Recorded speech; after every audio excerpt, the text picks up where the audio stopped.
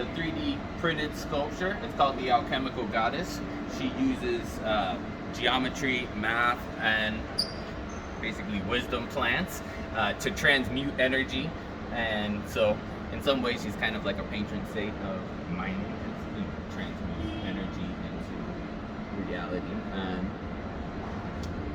There's a lot that's contained here in her hands. The outer hands hold all the Archimedean and Platonic solids in the outer row, and then her center hand holds the Merkaba, and on the inner row is all the different teacher plants. So here, of course, we have the cannabis. We also have here Banisterius capi, which is a DMT plant, ergo, which is the source of LSD.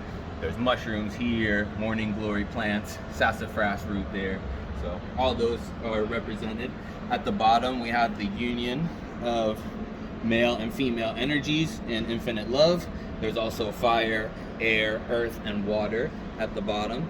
On the sides here, there are different molecules, the different psychedelic molecules. And then on the far edge here, we have the seed of life count. So you have it go from 1 all the way to 7 there with the seed of life. And then at the top, we also have the tree of life housed within the seed of life.